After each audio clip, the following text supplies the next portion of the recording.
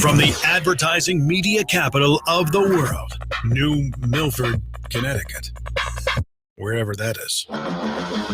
This is Mostly Automotive Marketing with Matt Wilson, a bi-weekly-ish podcast about all things automotive marketing. Now, here's your host, Matt Wilson. Yes. Hello, everybody. Welcome to Mostly Automotive Marketing with Matt Wilson, presented by Silverback Advertising. Online at silverbackadvertising.com. For those of you watching, got that crazy backlight. I broke the blinds, and now they don't close all the way. I got to put new blinds in the office budget. Anyway, welcome to a Friday morning. A couple of days ago, I wanted to talk about something that is relevant to all of us nowadays, especially those of us who work from home, or if you work in a company that has some other people that work from home, maybe you go to the office. I asked this question and I solicited answers on LinkedIn, and let's get the let's roll the clip from the question. How do I do that? Should have rehearsed this. Here is the question that I asked. Hey everybody, I need you to answer a question for me for an upcoming episode of Mostly Automotive Marketing with Matt Wilson. Cameras on or cameras off during meetings? What situations do you have your camera on or off? What do you think the etiquette is for cameras on or off during meetings? Would love to hear what you have to say. Please comment in the comments section below. Is it over? It must be this way. Comment, and I will use your answers in an upcoming episode of Mostly Automotive Marketing with Matt Wilson. Have a good day. Bye for now. All right, now this is that episode. Let's read some comments. By the way, if you have something you want to weigh in on, you can give us a call, 203-665-8305 to get on live, 203-665-8305. So, okay, Tom Klein says, I feel cameras on is the best etiquette unless you have arranged a no-camera meeting in advance. Cindy Carasquilla says, new clients onboarding, demos, pitches, meet and greets, all cameras on. So calls with clients, new clients onboarding, demos, pitches, meet and greets, all cameras on. Staff check-ins or brainstorms or really any internal one-on-one or group calls, cameras can be off.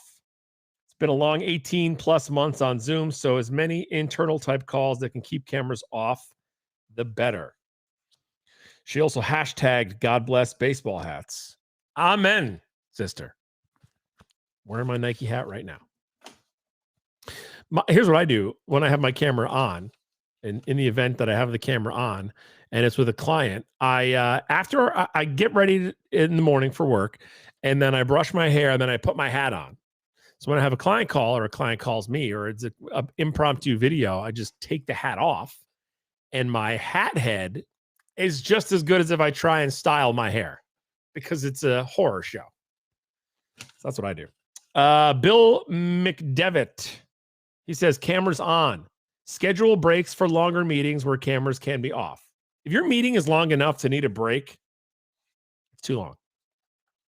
Ryan Niffo, who is the account manager at Swipe Digital Marketing. Ryan is a listener. He just messaged me the other day, said he enjoys the podcast. Thanks for checking in, Ryan. I appreciate it. He says, cameras on, just be mindful of your colleagues and professionals in the room in the meeting. All right, sir. Kyle Laurie says, typically on. I prepare for it on, but you can easily read the room and turn it off. Yes. I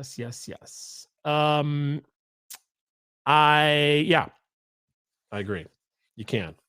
Dave Stalvey, on. It shows a level of respect for the other party and also representative of how most vendors, clients do business face-to-face. Yeah, you're replicating the face-to-face interaction with a face-to-camera, camera-to-face-to-face interaction. Maria Corsaro, former guest on Mostly Automotive Marketing with Matt Wilson. She's the owner and president at Zoom One Media and Advertising. She's cool. She says, cameras on, definitely. For long meetings, I do believe it's acceptable to turn off a camera briefly. You have to take a call, bathroom break, or need to answer a call or text. Yes, I agree.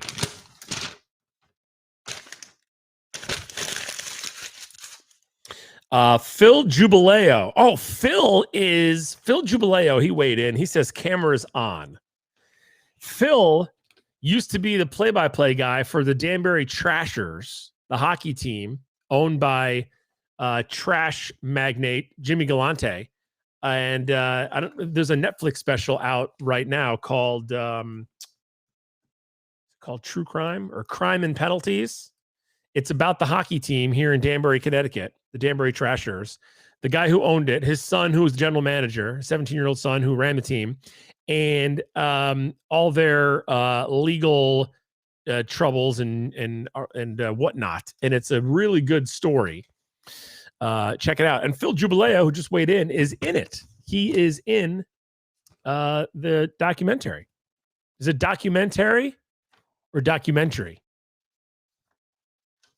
Anyway, Ken Hauser says on. Boom, one word. Thank you, Ken. Stan Schur says cameras on with full. A lot of people want the cameras on. Cameras on with full disclosure and permission. Later, edit content and grab nice bits for powerful social media content. Think about what Gary Vee does. Sometimes we can catch the best things that are being said randomly. I like it. I like cameras on. Now, I got a guy who I work with. He's the director of digital at Silverback Advertising. He's probably not going to like this, but he rarely turns his camera on. Sometimes he does just to show us that he's a real person, and usually his hair is disheveled and you turn it back off. But he's not cameras on most of the time. Now, his excuse, I don't know if this is true or not, is that when your camera's on and you're presenting, it uses more bandwidth. That's what he says. And most people just believe him because he's the director of digital. So yeah, he's digital. He knows what he's talking about, right? I don't know if he's just an excuse to not turn his camera on, but maybe some people who don't want to turn their camera on do it because of like location. Like I'm in my office / playroom / laundry room where I can't close the window blinds all the way because I got this back glare here because I broke it. I got that guitar behind me that I don't play very well and needs to be tuned. It's not just for show, though. I was trying to tune it before. But it didn't work. I got to take it to the guitar shop and get a shakedown. So I like cameras on also, but I have coworkers who keep them off unless it depends on the meeting, I think. I agree. Who said that? It depends on the meeting. I think Cindy said that. If it's with a client, I always prepare to have it on. But if I get on and they all have theirs off, then I'll turn mine off. Because if it's on, you've got to pay attention. You got to act like you're paying attention more. You've got to, you can't be all over the place. And generally I'm all over the place. If you want to weigh in at all, got something to say, you can call in to the show at 203-665-8305. That's if you're watching now. If you're listening to this as a recorded podcast, please don't call me. I'm busy right now doing something else. Don't call the number. It's going to make my phone ring. But if you're listening live, it's 203-665-8305.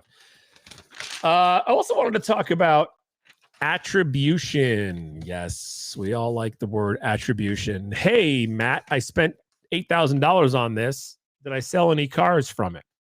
Well, Mr. Dealer, I spent $8,000 on that. And I can tell you that 20 people saw the ad and then bought a car. But Matt, did they buy a car because I spent the money? And then my discussion is, well, I don't have a direct plug-in to their brain stem. And so I don't know what made them buy the car. I know for a fact they saw the ad, whether it's a display ad or a Facebook ad or an OTT, whatever. They saw it and then they bought a car. Did they buy the car because they saw it? Well, unless you are like, what's that movie with Martin Short where he's inside Dennis Quaid's body in the little spaceship and he's flying around? What's that movie called? Inner something? Unless you're in there like Marty Short and you're in Dennis Quaid's brain and you can find out, oh, Dennis went to Chick-fil-A because he saw a Chick-fil-A commercial on TV. That's the reason he went. You don't know. Did it influence the decision? All right. Yeah, sure. Many things influence your decision to do anything. What people tell you, what you read on the internet, what commercials you see, word of mouth. Many things influence your decision to go somewhere or make a purchase or visit a place. But to tell what's the one thing I spent this, so I got this, is difficult to nail down. So I asked that. I said, do you think there is absolute attribution? We did this, so we sold this. And then I asked people for their opinions on LinkedIn. So let's see what they had to say. After I sip my Patriots mug here. Let's see. Here's what the people have to say. Terry Lancaster, who, by the way, sent me this book. How to sell cars. How to sell more cars, not just cars. Terry says, attribution is a myth. You can't even 100% say why you bought something, much less why your customers did. You can gather useful hints, but the human mind is an enigma. Yes. Kyle Mountseer. Kyle's the man. He's all over the place, but I still can't pronounce his last name. He's the co-founder of Contagious Auto. He's got a new company. He's changing the world. He's making automotive a better place for all of us. We all thank you, Kyle. He's doing God's work in the automotive industry, but I still can't pronounce his last name. He says, what made the sale happen? The answer, yes.